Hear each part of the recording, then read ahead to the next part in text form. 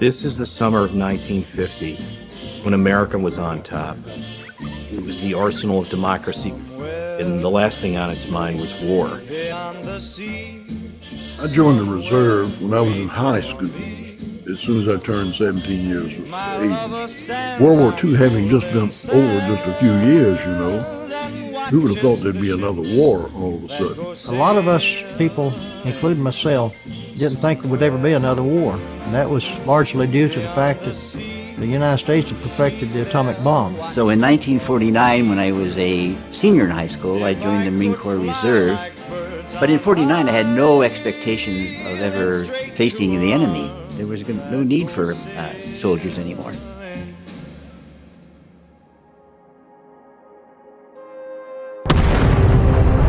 Korea is a small country, thousands of miles away.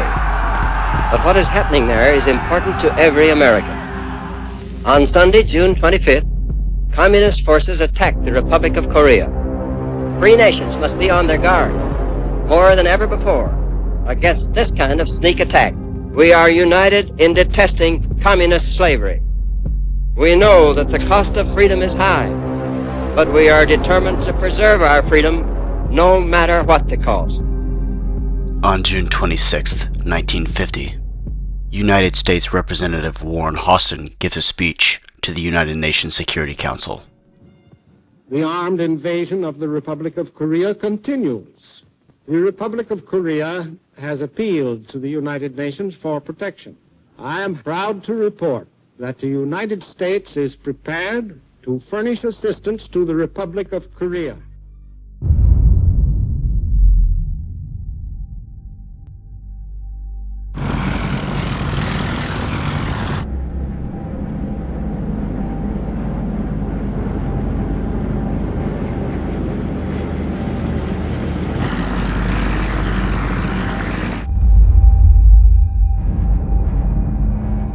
The 24th Infantry Division meets the People's Korean Army at the towns of Pusan and Taejon in the first battles of the war.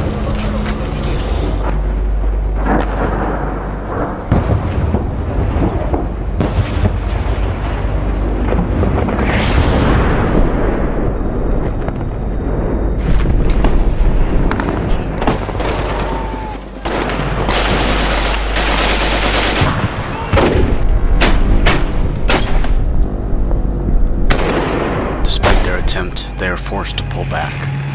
As the month of July continues, the North Koreans slowly push the United Nations into a perimeter around the city of Pusan.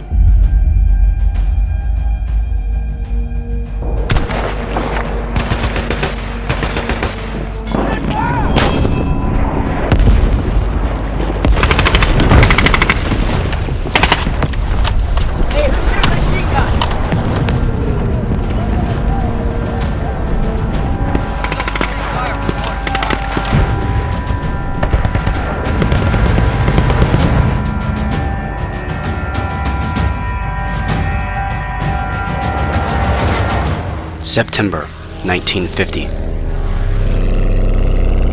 To help relieve pressure from the Pusan perimeter, a task force sails north through the Yellow Sea. They are to land amphibiouusly at the port of Inchon, then fight their way to the capital city of Seoul. On board the transports are 50,000 U.S. soldiers, South Korean troops, and U.S. Marines. I was 19 at the time. Most of the guys that were in George Company were all young men except for the NCOs. Many of these men were reservists that didn't have any training at all, didn't even know how to fire a rifle, their M1 Garands, or throw a grenade. Commanding the operation is World War II General Douglas MacArthur. He appoints the 1st Marine Division to lead the assault, while the Army's 7th Infantry Division is in reserve. This was the invasion plan. At 0600, 15 September, after a pre-invasion bombardment, the 3rd Battalion of the 5th Marine Regiment would land at Wolme and secure the island during the hours of the morning high tide. On the evening high tide at 1800, the remainder of the 5th Marine Regiment and the 1st Marine Regiment would simultaneously attack the city of Incheon from the north and south respectively.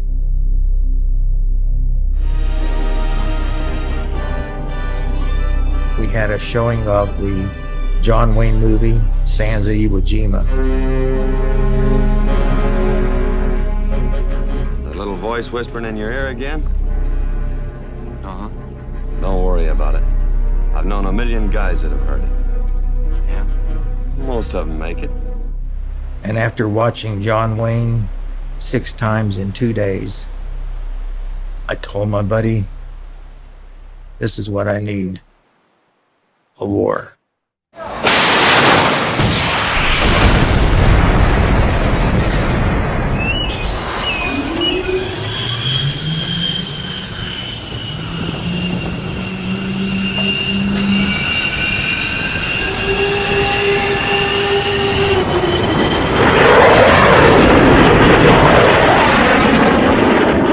On 15 September, dawn broke off the island of Walby.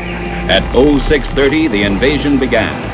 You saw so many of these newsreels from the Second World War. It was like being at a movie, and here you were, in it.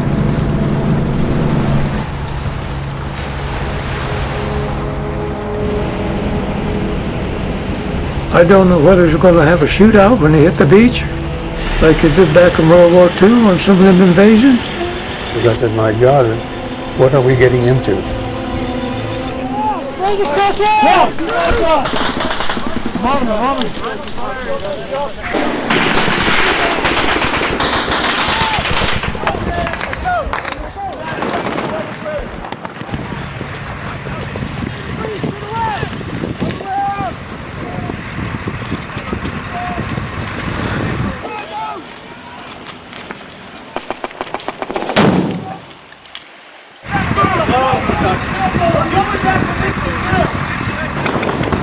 The island was defended by about 400 soldiers of the 18th North Korean Division.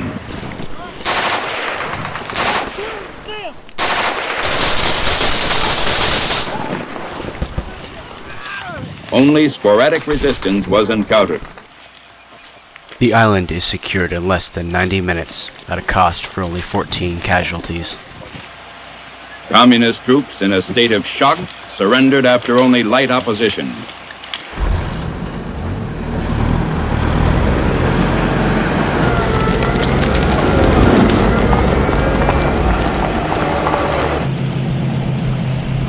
That evening, the rest of the 1st Marine Division comes ashore at Inchon.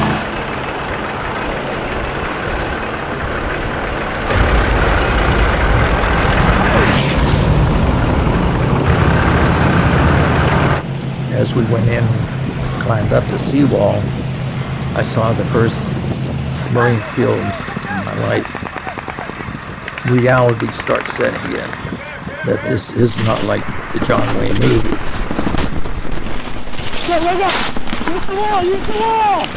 By the next morning, the city is captured. The Incheon landing is a great success. Casualties are light, and now the Marines can begin moving towards Seoul.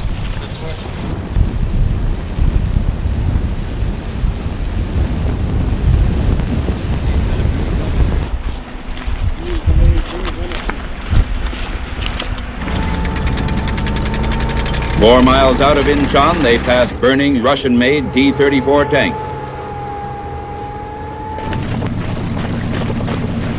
There was no definite enemy defense line on the road to Seoul, but small communist pockets of resistance had to be cleaned out. Elements of the 1st and 5th Marine Regiments cleared the rice paddies near the village of Akia. Meanwhile, far to the south, the 8th Army, led by Lieutenant General Walton H. Walker, broke out of the Pusan perimeter as communist troops were cut off.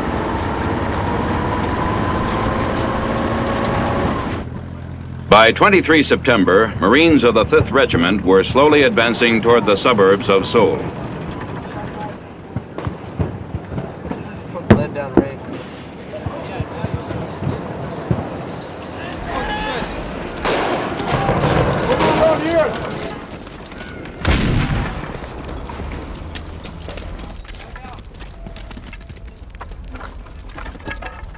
The 5th and 1st Marine Regiments fighting in the suburbs of Seoul were encountering fierce enemy resistance.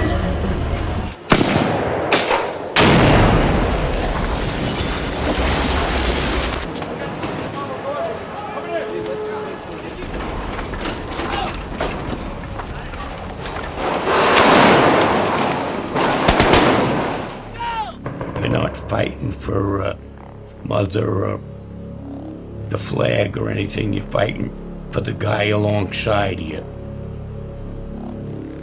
You protect him, he protects you.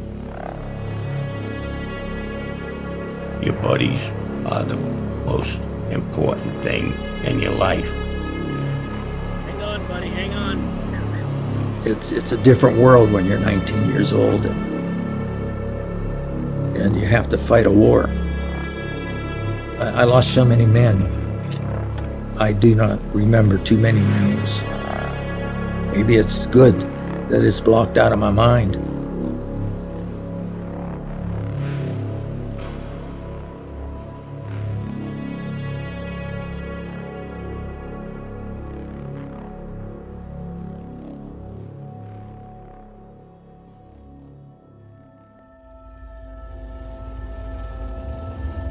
During their push north, UNC forces discover atrocities committed by the North Koreans.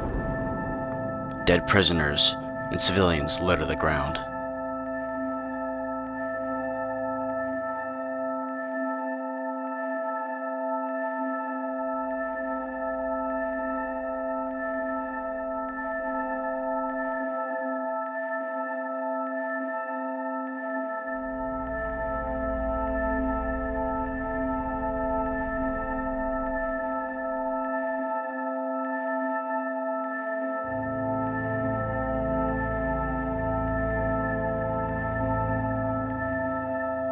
In retaliation, many PKA prisoners are executed.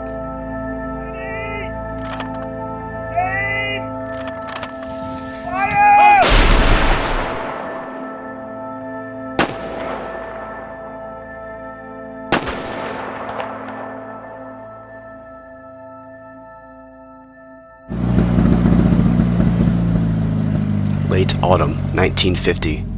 UNC forces have completely recaptured South Korea. They are pushing north, pursuing the fleeing North Koreans. At that time, General MacArthur was talking about the end of the war. He was telling everyone that the troops will be home by Christmas. We wanted to get a taste of combat, come back and be able to wear a ribbon. And it looked like the Marines were doing so well that they might be over before we got there. Being a replacement, we hadn't seen any combat at this time. We were like the young fellows. It was quite an adventure for us. On Thanksgiving Day, they sent the whole 1st Marine Regiment up into the Chosin Reservoir. Spent the night there and woke up the next morning under 2.5 inches of snow. And it was just the most desolate country you ever wanted to see. A pile of boulders and rocks. And of course, snow and wind. Everybody was grumbling and crabbing.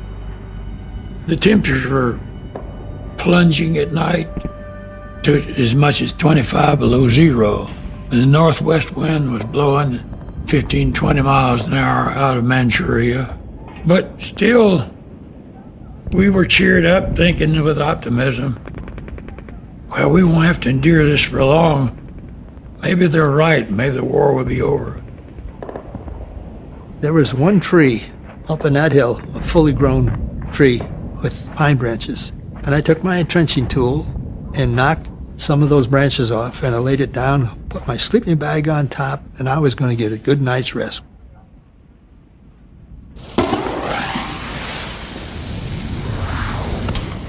We set up our fields of fire in defense positions, braced for the attack.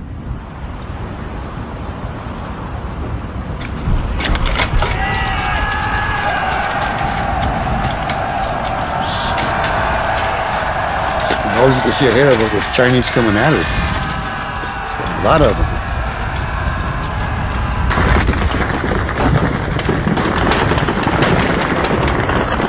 We were just hanging by a thread.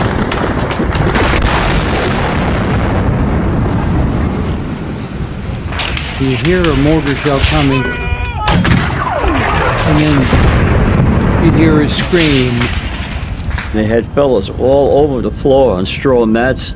The odds were against trying to save a guy. United Nations troops are obliged to fall back on all fronts in the face of attacks by Chinese friends. This is the bitter fate of the Allied armies, who almost had the independence of Korea a settled question. In Northeast Korea, the situation is even graver. Here, thousands of Marines and other United Nations forces are trapped. The Marines at the Chosin Reservoir are cut off. The only garrison capable of reaching them in time is 11 miles to the south. So on the morning of November 29th, Lieutenant Colonel Drysdale of the Royal Marines was given the job of getting as many troops to Hagaru as he could. And he was told again, they've got to be there. We're not sure we can keep Hagaru out of enemy hands. To rescue their fellow Marines, the task force must travel 11 miles through winding roads overlooked by towering hills infested with the Chinese. As soon as they leave the gates, they come under fire. Radios wouldn't work in this cold weather. There was no way of us knowing what was happening.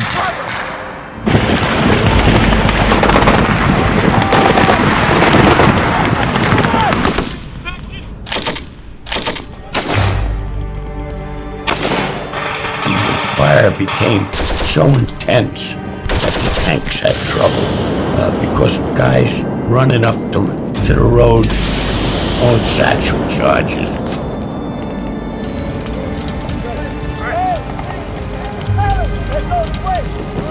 We were trying to get to Hagaru to save them, and it looked like we needed the rescue.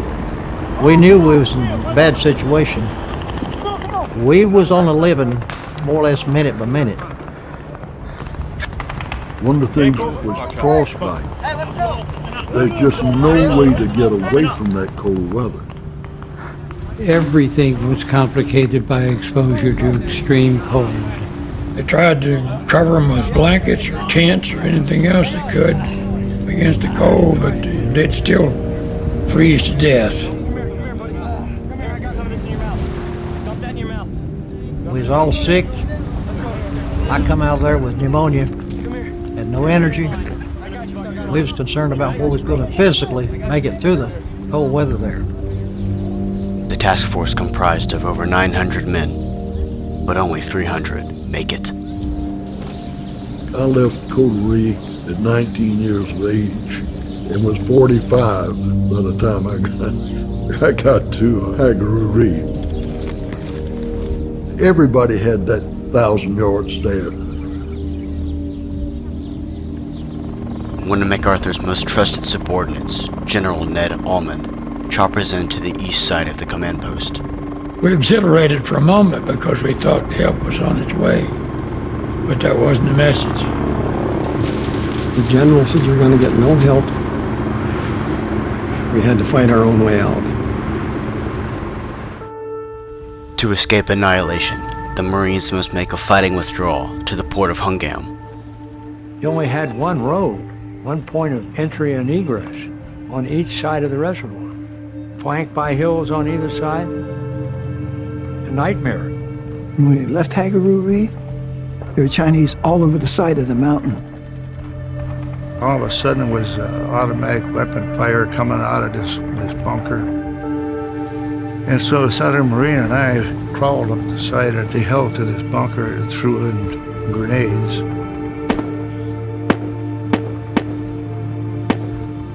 One guy, he was sitting in there with an automatic weapon, and one grenade landed right down in between his legs, and it blowed his legs, and his stomach was hanging out, but he was still alive. He kept talking to me in Chinese, and just wishing I could have understood what he was saying. It's nothing to kill him at a distance. It's when you look a man in the eye, that's different. when they're coming at you, especially at night, you look at them as a superhuman. The people who wanted to surrender, they looked helpless, and they wanted help. And they were starving. On their feet, all they had was sneakers. You'd see a prisoner, and his feet were like a block of ice. His ears were swollen up. You know, it looked like somebody, a potato on either side of his head that somebody nicked with a knife. You know, they're bursting from having been frozen. They suffered terribly. A lot worse than we did. One of the myths is that men don't cry. I saw people cry, especially when their friends got hit. When you're in pain, you cry. Coming down into the flatter land off of the mountains, it got warmer. It was 32 degrees, we were taking off clothes. It was hot for us. As the Marines retreat, a photojournalist with Life magazine approaches George Company. He asks, if you could have any wish, what would it be? One Marine says, give me tomorrow. The corresponding image will become one of the most famous of the Korean War. When I got close enough, I could see the ships out at sea. That was one of the most beautiful sights I could see. There was a number of ships waiting on the 1st Marine Division there. Most of the people today don't even know what the Chosin Reservoir is about. We had 149 guys in our company that were killed in action. We had over 1,000 Purple Hearts. There was a bond that took place in the time I served with them that nobody else can understand unless they were there. The 1st Marine Division successfully escapes the Chosin Reservoir. But the cost is extreme. 1,000 are killed, and over 9,000 are wounded or missing.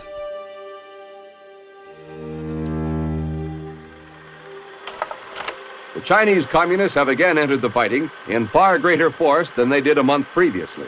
This halts the UN general assault.